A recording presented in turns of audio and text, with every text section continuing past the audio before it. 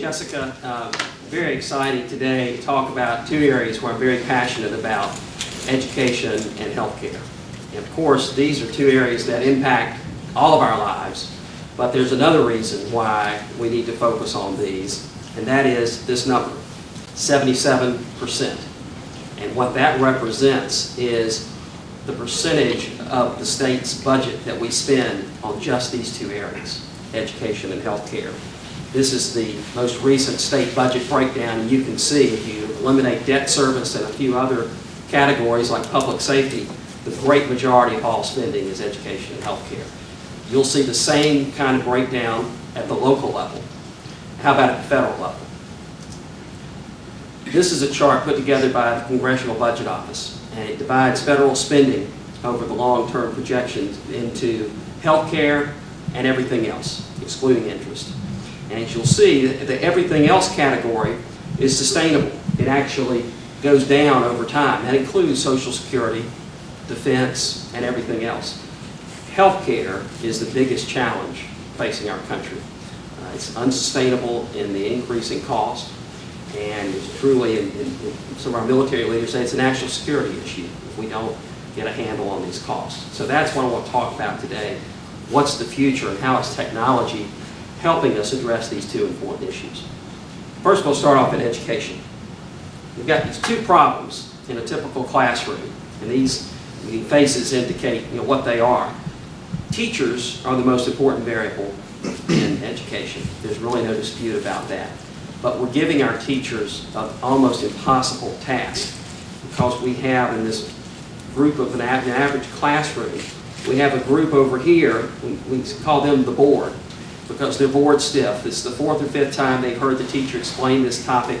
They're probably going on to higher education, and they're not challenged at all. Then on the other side of the room, we have the bewildered, those that probably are struggling even to read, and we're asking them to try to figure out a math word problem. They're completely lost. And so a teacher has this great spread of abilities, and we expect them to try to differentiate their instruction. Very difficult task. What happens to these kids? Well, they end up dropping out.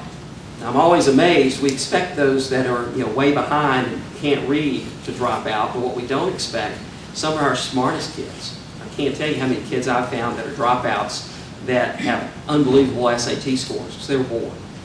Well, technology has an opportunity to make some huge changes in that.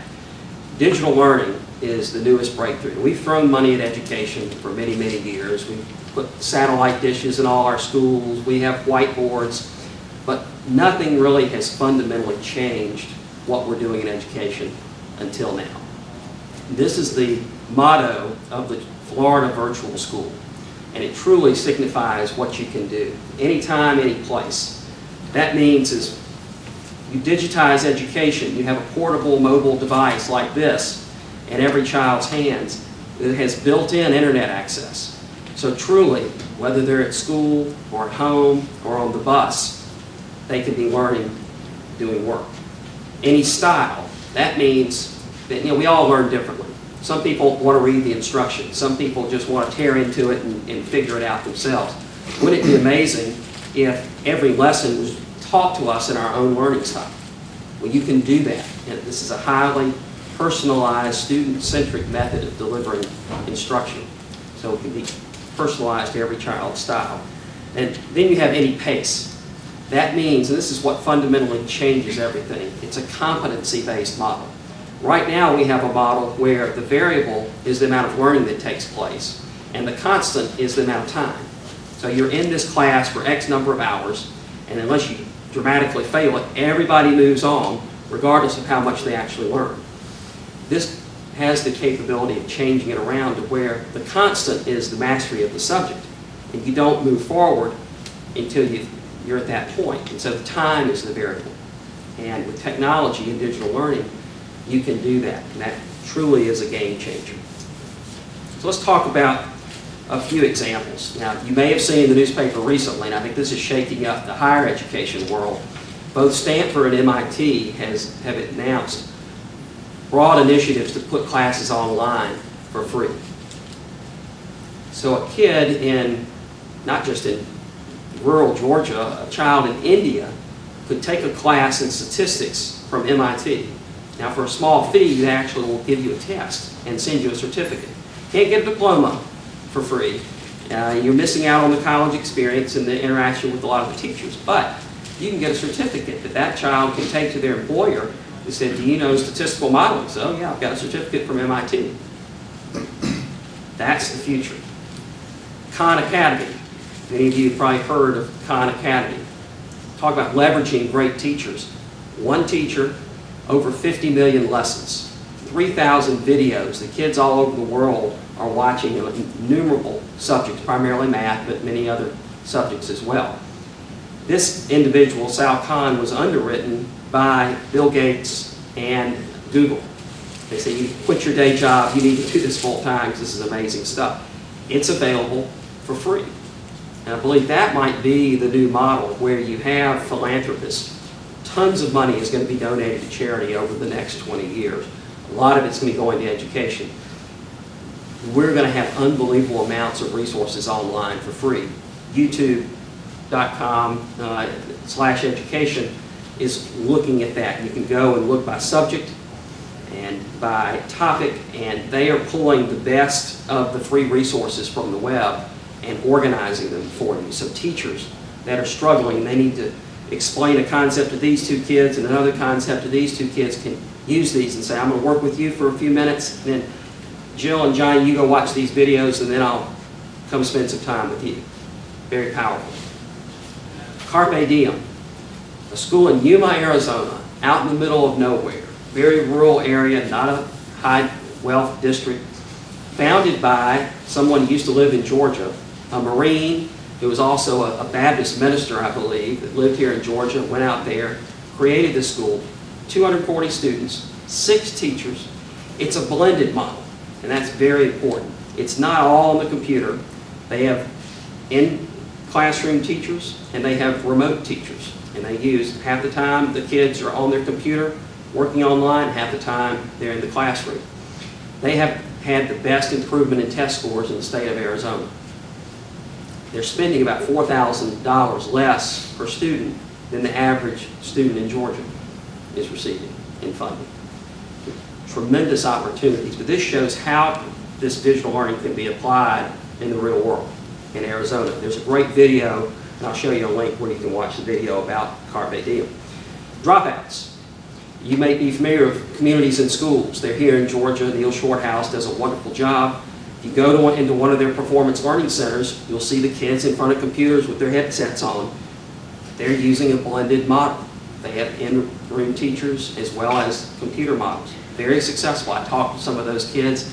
They love working on the computers, moving at their own speed, able to ask teachers questions if they have them. Magic Johnson was just in town a couple of weeks ago, announcing he is coming in with his Magic Johnson Learning Centers into Georgia to provide the same types of dropout prevention programs. So he truly believes that these kids are bored with the traditional program. Something different and innovative is going to encourage them to stay in school. So there are lots of different models out there, lots of things that are happening. What are we doing in Georgia? We've done a lot. Just in the last couple of years, we've passed some key policy changes that really have broken down a lot of barriers for digital learning to flourish. We got rid of seat time regulations in high school.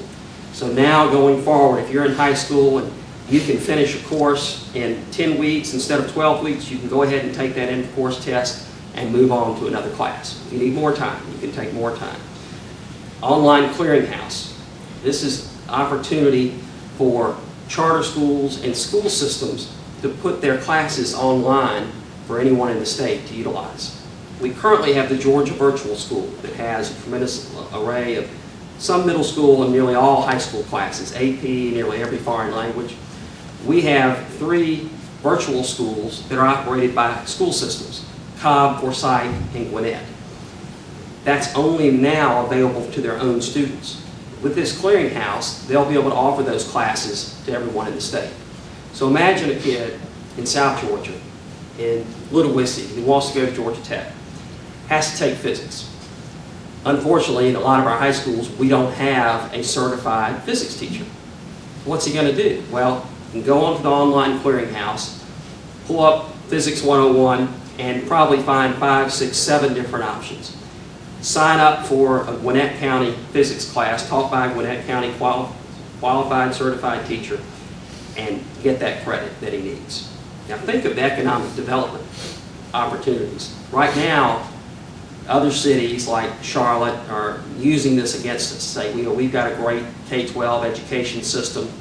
Georgia, not so much. You need to move your company to North Carolina. Well, now we legitimately can say, come to Georgia where every child in the state has access to a Gwinnett County quality of education. Now, again, when we say virtual, these virtual classes, virtual schools, in Georgia, there is a Georgia certified teacher at the other end. It's not just a computer.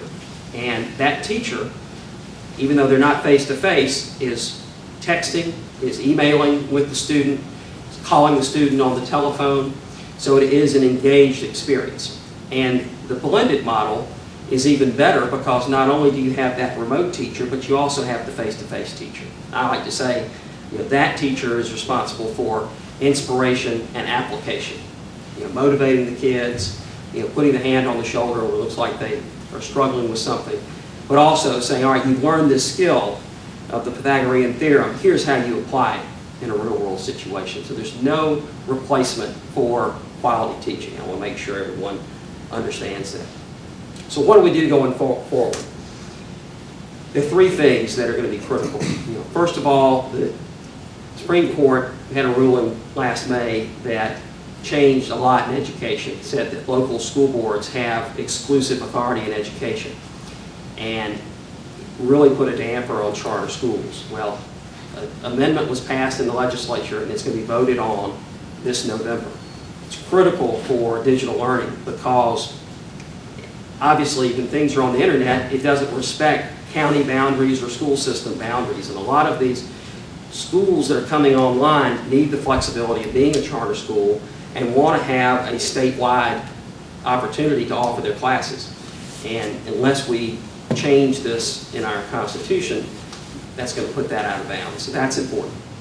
We also this year, or beginning of next year, the next legislative session, are going to be completely redoing the way we fund our schools. The funding formula called QBE was created in 1985. We've got to make sure that that funding formula represents not how we educated students in 1985, but how we do it in 2015 and thereon. And finally, transforming testing. Nobody likes tests. The teachers don't like it, the students don't like it. I think this really allows us to transform testing into something we've never seen before. And it's much more closely aligned to taking quizzes as we go and showing our mastery of each incremental product and doing that at our own speed instead of the whole class taking one large test at the end of the year at the same time. It's going to completely change the way that we handle accountability in Georgia. Very exciting. So let's move on to healthcare. First thing that we've seen, again, is technology that's actually being used. We've had telemedicine in Georgia for many years. It used to be these special centers that you had to go to actually do telemedicine. Well, now it's distributed across the state. I want to give you 3 examples of that. The first is in Augusta. Stroke is one of the most expensive diseases that we have in Georgia. It costs the state a tremendous amount of money.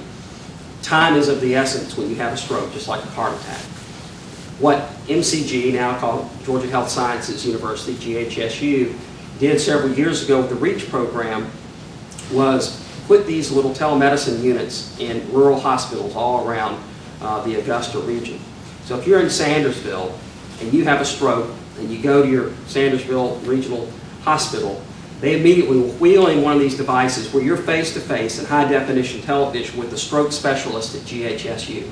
We'll then evaluate your symptoms and determine whether you need to administer the anti-clotting drug to help break up the blood clots and hopefully stop any damage that has occurred.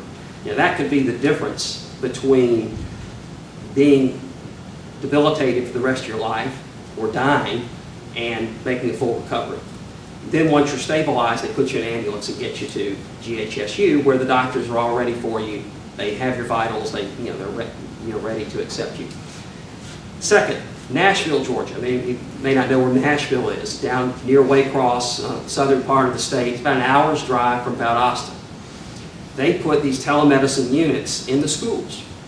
So now, instead of your child has an earache and goes to the school nurse, instead of calling the parents have to get off work, drive to Valdosta, wait, basically blow their entire day. With parental permission, they have an agreement with the pediatrician group in Valdosta, so they can do a remote visit. And these machines are amazing. That the nurse can look into the ears, into the throat, and use the stethoscope, and the doctor hears and sees everything in high definition video. And we've worked out a way to pay for it. Both Medicaid and the state health benefit plan and private plans pay for these consultations. If they need to prescribe a drug, they will electronically send it in to the local pharmacy, which will deliver it to the school, to the nurse, and the nurse can actually give them, say, their first round of antibiotics before they go home for school. That's saving a tremendous amount of money and time. And finally, Warm Springs. We were just down in Warm Springs, Georgia, to see the Roosevelt Hospital there. It's owned by the state of Georgia. It's losing a lot of money every year. They have great opportunity because they have a CON, which would allow them to have up to 40 ventilator beds, individuals that may be paralyzed or otherwise need a ventilator. Now, if the ventilator doesn't work, you're in bad shape. So you need to have the equivalent of an ICU there, which they do not have. They can't afford to do that. So they only have low-level patients, maybe 2 patients at a time, that need those kinds of services and are not very acute. But if we use telemedicine, you can have a tele-ICU with one of our regional hospitals, and they're talking about doing this, whereas they can provide that oversight and allow them to expand the capacity to utilize those beds, which would have a huge revenue impact on that hospital and completely turn it around. Much better, providing people that live in that area a place to be taken care of that's much closer to their families. Great opportunities. Let me move on to regenerative medicine. This is really the most exciting. A lot of these things are still in the nascent stages, but it's exciting to think what medicine's going to do in our lifetime. This is from National Geographic. Sorry, it's sort of a gory picture. This is a picture of a fireman, interestingly enough, that was severely burned over most of his body, second-degree burns. There's a technology that's been developed called the skin gun, where they take the sample of your skin, mix it up. I don't know how they do that. I'm not a doctor, but they turn the skin cells back into stem cells, and then they spray it on the wound area, and it encourages regrowth of the tissue. The top picture is right after the injury. The bottom picture, you can watch the video, I'll give you a link, is 4 days later. Completely healed, no scar tissue. Now, if you've ever seen someone, it's horribly disfiguring to have a burn. But even more important than that, what's the danger is infection. And so when you're healing this quickly, the danger of infection goes way down. That is in trials right now. It's only good for second-degree burns, not third-degree burns. But still, that's a tremendous advancement. It's hard to see this picture. This is on the left, it's a picture of a monkey who's been paralyzed from its waist down. On the right is a picture, that's the control monkey. The right is a picture of a monkey who was also paralyzed from his waist down. But they went in right after the injury and injected at the point of injury a polymer and stem cells. These are adult stem cells. These are not the embryonic stem cells that are so controversial. And so there's not going to be any rejection if they're your own cells. So the stem cells encourage regrowth of the spinal cord, which had been severed, and the polymer reduces the swelling. Actually, it's not necessarily the injury that causes the paralysis. Oftentimes, it's the swelling after the injury that kills off a lot of the nerve cells and results in the paralysis. So if you can control the swelling, you can reduce the injury. Well, you can watch the video. This is from a TED Talk. That monkey, 2 weeks later, is running on a treadmill. Now imagine how exciting that would be if you'd been paralyzed. That we might have the ability sometime soon to regrow spinal cord tissue to help people who have been paralyzed walk again. There are many other examples. One is here in Georgia. Steve Stice is a scientist at the University of Georgia, and he is really working with adult stem cells. They've developed a way using stem cells to develop engineered bone, which encourages rapid healing of breaks. The military is very interested in this. Someone breaks breaks a bone out in the field, they want to be able to heal and get them back into battle quickly. But of course, imagine the impact on football. Good news and bad news. Our starting quarterback broke his leg yesterday, but he'll be okay for Saturday. Truly amazing breakthroughs. There's an example of a little girl who had cancer of the throat, and all the doctors had told her, told her parents, take her to Disney World. She's probably got 3 to 6 months to live. We can't operate because we have to take out her trachea, and we can't do it. And one doctor said, I think we can help her. They took bone marrow and used this a matrix of cells to create what looked like a windpipe, a new trachea, put these stem cells on top of it, and actually literally regrew a trachea, took out hers with the tumor, put the new one back in. She's living today. Now, there have been 4 or 5 different examples. If you Google this, you'll see examples of people that have had their trachea or voice box replaced and literally regrown new ones.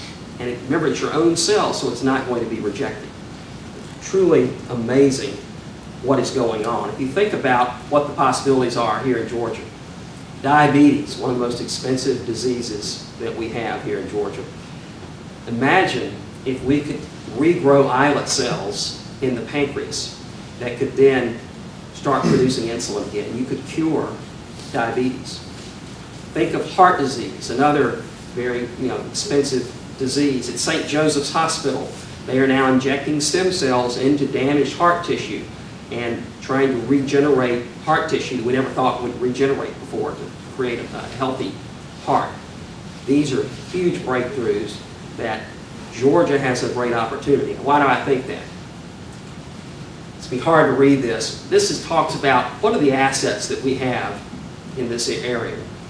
We have a huge military presence. The military is very focused on healthcare right now. A lot of money being spent. We have national leaders. Anybody ever heard of Bill Foege? I hadn't heard of Bill Foege until a few months ago. We've all heard of Stalin, Hitler, Khmer Rouge, people that are famous for killing huge numbers of people. Have you ever seen a list of people that are responsible for saving lives? Well, they did a list, and at the top of the list is Bill Foege. He lives in Atlanta. He is working with the Carter Center and Care International, curing river blindness and many other diseases all around the country. They truly list him as saving more lives than anyone in history. He lives here in Atlanta. So we've got great leadership. We've got great research institutions. We're here at Georgia Tech, Emory, and many others. We have industry leadership in many areas: healthcare, IT, medical device manufacturing, digital media, all kinds of areas. We have leading research in areas. I didn't realize this till recently, but Georgia Tech has the #1 program in prosthetics in the country. Not to mention bioengineering and many other areas of nanotechnology. We have the pieces where we could be a leader in both neuroscience and regenerative medicine. It doesn't make sense to compete with North Carolina in pharmaceuticals. We've got to focus on where we have a comparative advantage. We've got some great opportunities in these new areas of technology. I mentioned the military. Through Ross Mason, who's a senior fellow with the foundation, we created the Georgia Warrior Alliance, working with the Joint Chiefs of Staff to create this partnership, because Georgia has such a huge military presence here.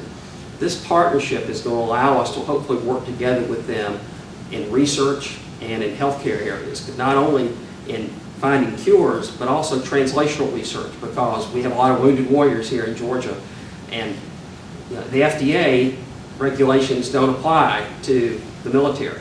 So you can do a lot of clinical trials and things that you couldn't do in other areas. What else do we need to do? Well, in addition to research dollars, we think a statewide clinical trial network would be valuable. We already do a lot of clinical trials, but the challenge of a clinical trial is that it takes forever to go out and recruit people and find out where they are and convince them to sign up for the trial. What if you had a sort of a LinkedIn system where you recruited people that would be eligible and interested in participating, and you had a database already ready? So a drug company would come in and says, we need this many people with this disease, this many people with this disease. Hey, we've already got them. We got their contact information. They've already said they want to participate. Boom, you could be up and going in just a few weeks. That would be incredibly powerful. How would that help us? Well, if you participate in a clinical trial, studies show that you get about $900 of free health care. We have a lot of uninsured Georgians that would really find that beneficial. We could use our free clinics and community health centers to recruit people to populate this database. And, be a huge boon to Georgia where all this clinical trial research is going on and bring in a lot of healthcare spending and free resources for our uninsured. The second thing we've got to work on is commercialization. We have lots of entrepreneurial activity. We've got great research universities, but we have a hard time getting these companies to grow and then stay in Georgia. We need more technical assistance. We need more capital. We passed pension reform in Georgia. We're no longer the only state in the country that doesn't allow its pensions to invest in venture capital. But that's good primarily for taxpayers and the pension beneficiaries. It's fiduciary responsibility. Doesn't necessarily help us keep companies in Georgia. 75% of the venture-funded companies in Georgia leave after 3 to 5 years, right when they're growing and starting to hire a lot of people and pay a lot of taxes. We've got to address that situation. We also need to help them move their IP and commercialize their technologies. Georgia Tech has already adopted a standard IP contract. So literally within 48 hours, they can turn around an intellectual property contract and get that ready to be licensed very quickly. Stanford has done this very well for many years. Stanford's philosophy is we're not going to make our money on selling the IP. We're going to make our money because we're going to let people like Jim Barksdale create these very successful companies. They're going to have a warm spot in their heart for Stanford, and they're going to come back in and give us a $100 million gift. That's worked out very well for them. I think Georgia Tech and our research universities could do the same thing. Finally, tax and tort reform. Where does capital come from? Capital comes from wealthy individuals. We have a relatively high income tax. That is a detriment. It's also a detriment to recruiting companies and individuals here. They're very highly paid, they're very skilled, they can live wherever they want to. We have an income tax that's even higher than Boston. Certainly not zero like it is in Austin. So that, it's not the end-all be-all, but it becomes, when all else being equal, that is an issue that keeps coming up. So we are focused on trying to reduce our income tax rate. Second, tort reform. Medical malpractice is a huge cost. Defensive medicine is estimated to be as much as a quarter of all healthcare spending. Caps on economic damages didn't work in Georgia because the Supreme Court overturned them. We believe a new system focused more on no-fault workers' compensation model could do a much better job. I'll give you 2 statistics, and I'll close with this. Statistically, you're at the same risk of being a victim of medical malpractice today as you were 30 years ago. It's not getting safer. And if you are injured, not a frivolous lawsuit, but if you truly are injured by negligence, you have less than a 1% chance of getting compensation. Now, if you're poor or elderly, or if you live in a rural area, it's even less than that. So the system's not working. It's not encouraging patient safety advances. It's not getting compensation to those who deserve it. We believe we could do much better and at the same time reduce defensive medicine and focus more on reducing errors. And so there's an exciting new proposal. We've got a paper written on it. We hope that the General Assembly will consider it next year.